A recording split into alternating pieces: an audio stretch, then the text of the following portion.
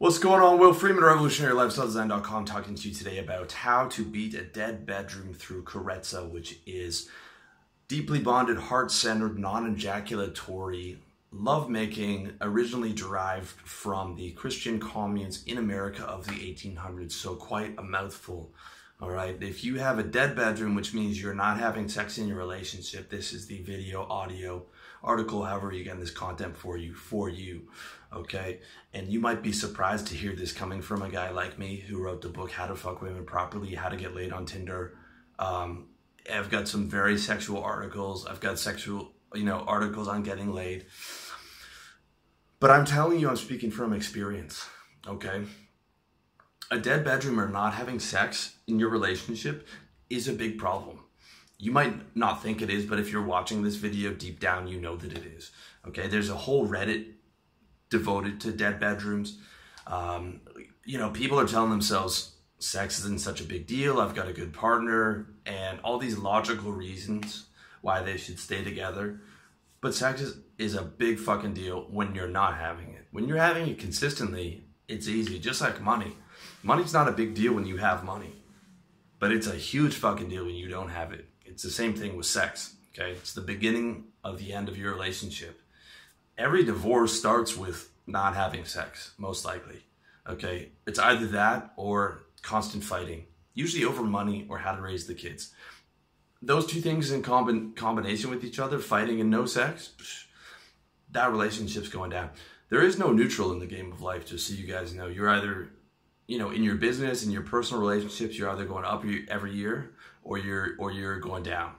Okay? It only seems like neutral when you're lying to yourself. You're saying, well, I'm maintaining, but there's no maintaining, okay? You just can't see it at the time because it's just a gradual shift down.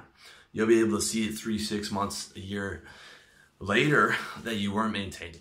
And a breakup, if you're truly on your game, okay, if you truly have game, you should never be surprised. There's so many of these guys out there who are like, my wife divorced me out of nowhere. Dude, that problem was going for 10 years, okay, that you were ignoring or you just weren't aware of. So it's about tuning in, and it's about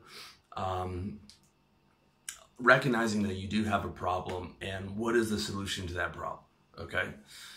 So basically, that dead bedroom is super common. People just don't talk about it. The old term for it used to be called the 7-year itch.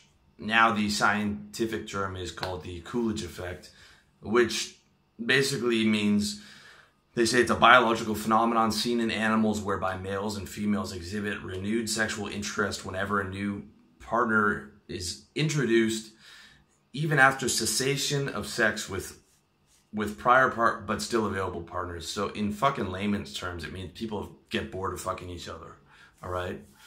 Which we know. And the reason is we get bored of everything if we have it all the time, if it's our only option.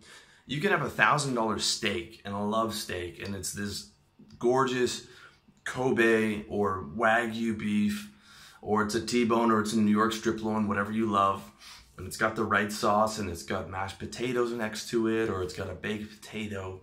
And when you have that steak once a month, you're in heaven. When you have that steak, breakfast, lunch, and dinner for the rest of your fucking life, and that's the only option you have, chances are you're gonna hate that steak. Some people are able to love that steak for the rest of their lives, but a lot of people get sick of eating that same fucking thing, and they regret the fact that they promised to only eat that same thing, all right? So that's something to understand.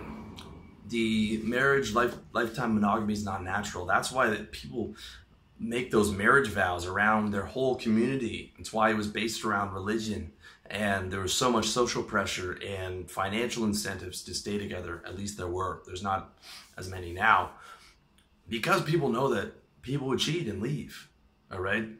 But tribal leaders and leaders of society recognize you need people together, having a family, raising children, so that society effectively functions, raising new members of society so that men aren't killing each other over women.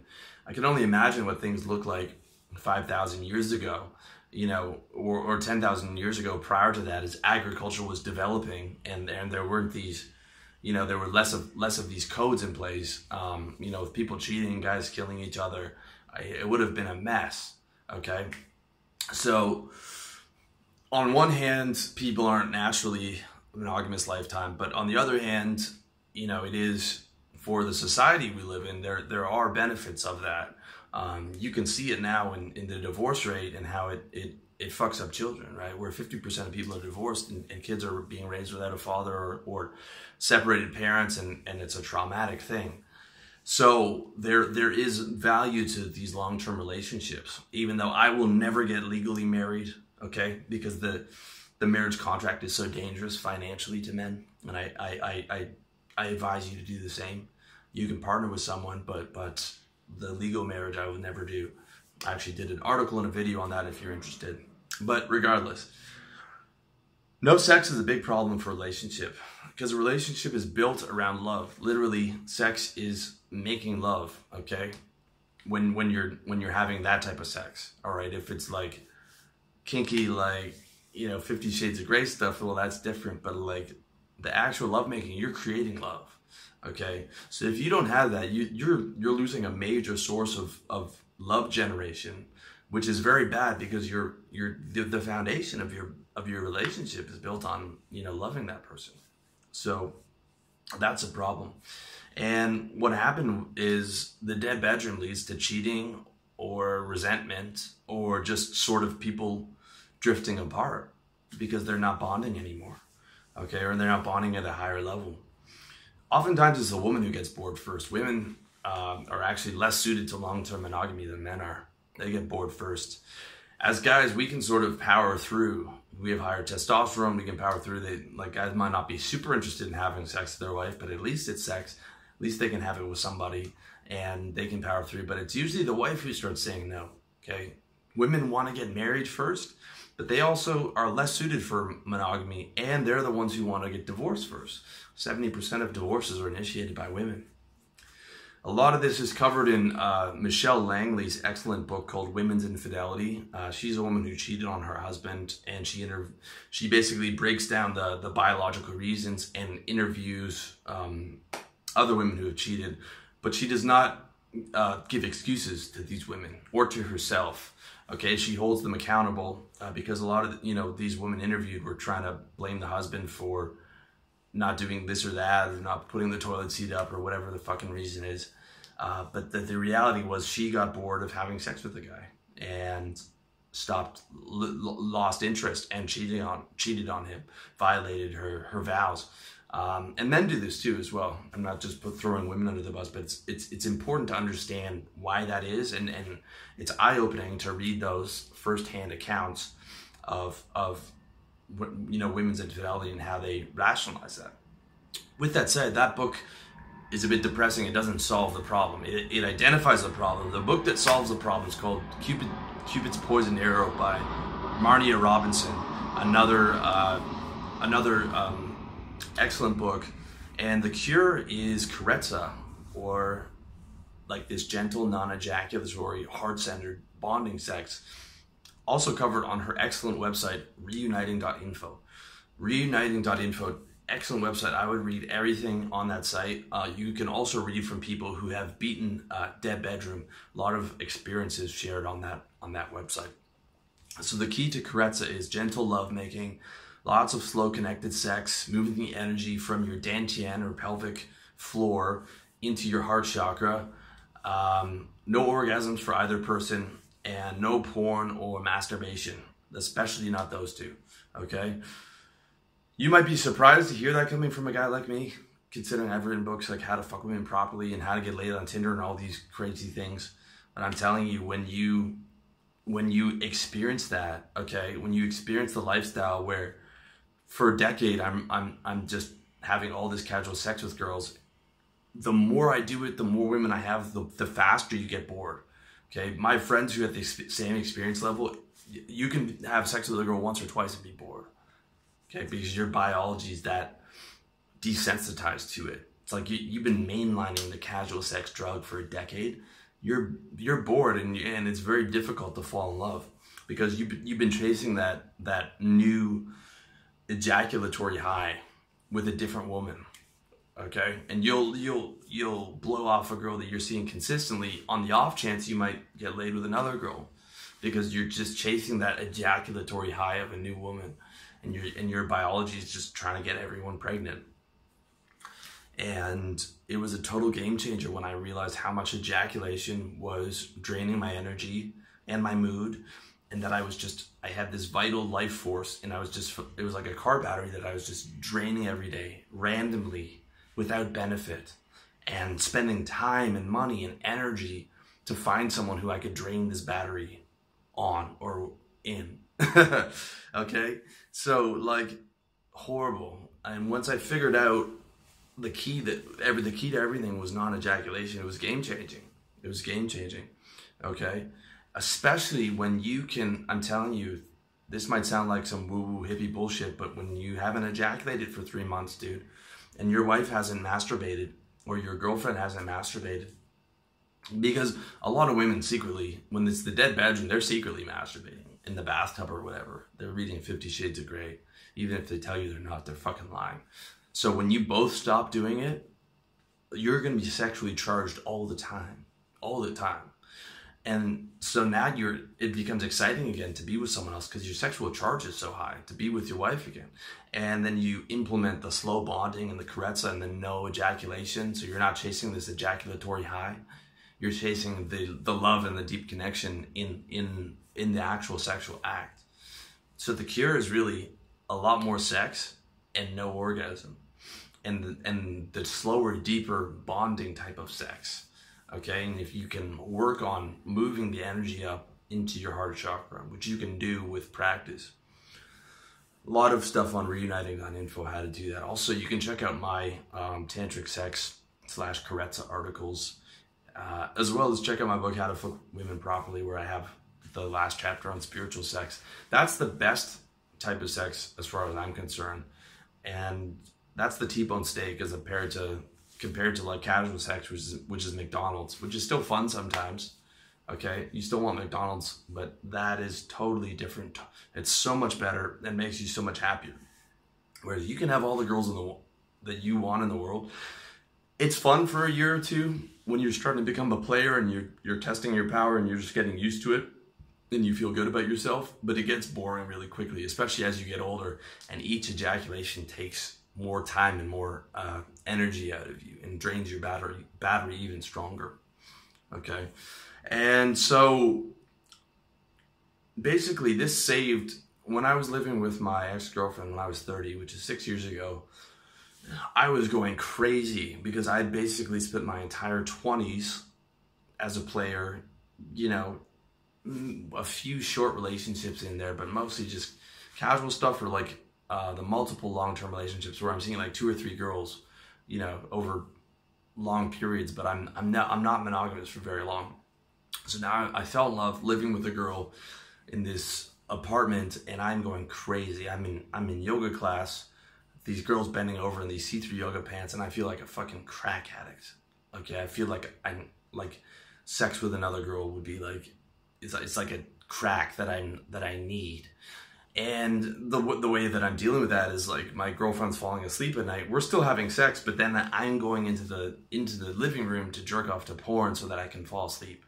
Okay, this is prior to having understood ejaculation and having got it under control. So I'm going to jerk off to porn every night to, you know, on top of the sex I already had with my girlfriend that day, because I'm going crazy trying to keep being monogamous. Okay, which is why most players cheat in relationships, because it's so hard to do when you know you have other options. It wasn't until I figured this stuff out and started practicing the Karezza with her and the ejaculation control, not only did I not need to fuck or to think about fucking other women, but our sex got so good. Like, she was already into very sensitive, like deeply bonded and soft stuff. You know, she didn't have much of a tolerance for the rough stuff. And it was incredible. Some of the best sex that I ever had. Unfortunately, it didn't save our relationship, but that was because we had other problems. She was just not compatible with me for a number of reasons, which I covered in other videos. But that solved that area. And so I knew then that moving forward, any long-term relationship I'm going to have is going to have to be no ejaculation on my end, no orgasms on both her ends, and a girl who's actually interested in having spiritual sex. Because otherwise I know that I would have no chance at maintaining a long-term relationship without cheating or without the dead bedroom thing happening to both of us and that leading to resentment. So the dead bedroom, the Karezza hack is not a guarantee that it will make your relationship work. Like, you could have other relationship problems that can't solve it. It's also not a guarantee that your girl will want to do that. She might be totally off sex, okay, and she won't even listen to you, and she basically, you know, doesn't care that you're effectively celibate. She still won't engage in that conversation, which is a fucking big problem if she won't even be willing to talk about it. But for many people, many relationships, the Karezza thing will save it, okay, which is a huge thing. And it's a huge thing if you want to be monogamous in the future. If you're thinking about it, it's very important to understand this stuff. Very important. Because without Karezza, you're going to get bored of fucking each other over time. I don't care what anyone says. People are married long enough, they're together long enough, they're bored of fucking each other. Married people don't have sex when they've been married for a long time. At least not with each other. There's a rare few who maybe like 30 years in, they're still having sex once or twice a week. But those are the exception, not the rule. The rule is closer to like they have sex on special holidays or some shit, or she gives him a blowjob on his birthday. You know, that's more common. Because people aren't supposed to be monogamous. Like, it's not natural. That's why you need to hack nature. Everything good about our world is because we hack nature. Electricity, the smartphone that I'm speaking to you on, the internet that I'm speaking to you on, surgeries, hospitals, refrigerated food, okay? All this stuff is a hack. You know, we have to hack. If you like lifestyle design, my whole brand is like optimizing life, hacking your life, making it as best as possible. Karezza is the hack for monogamy. It's the game genie for monogamy, for the video game of monogamy, okay? Doesn't mean it's gonna save your relationship, but it's the best. It is the best shot. It's the best hack, and it's something that you must try and implement, in my opinion. Okay. Sure, you can never be monogamous. There's guys in my industry that say they'll never be monogamous and teach other guys never to be monogamous, but I'd say that's up to you. You can never be monogamous. There are definitely cons that come with monogamy, which you can see outlined in my How to Develop Your Dating Game Plan series, which is a 5-part video, audio, and article series. But there's also pros that come with monogamy that don't come with other types of relationships, like having condom-free sex with someone and not worrying, being able to bond with someone and not know that they got banged out by some other guy the night before. You're able to bond at a much higher level, in my opinion. So there are pros to it. Understand the pros and the cons. If you're considering a monogamous relationship, you don't have to be monogamous, but even if you're having these multiple relationships where you're seeing 2 or 3 girls at a time, adding the tantric stuff and the non-ejaculation stuff will prolong the period where you can see these girls. And if you are in a monogamous relationship right now with a dead bedroom, go to reuniting.info, read Cupid's Poison Arrow, and bring this stuff up with the wife or the girlfriend after you've read it, after you've internalized it, and have that conversation, okay? Because it's a big problem, and this could be a total game changer and save your relationship. If you have kids, it could save your partnership, save your kids from having to go through a separation, and bring a lot of joy back into your life. The best experiences I've had in the last 10 years are when I've been on Phenibut with a girl that I love having spiritual sex. Hands down, okay? Hands down the best experiences that I've ever had. And if you want more information on sex, check out my book, How to Fuck Women Properly, revolutionarylifestyledesign.com/products, as well as go to the women's section of my website where I've got a ton of information on dating, relationships, and sex that hopefully will be useful to you. So thank you so much for watching or listening. Let me know what you think in the comment section. Or if you have any questions, feel free to let me know at revolutionarylifestyledesign.com or in the comment section of my YouTube channel. As always, Hope this helps. Wish you all the best in your personal development journey.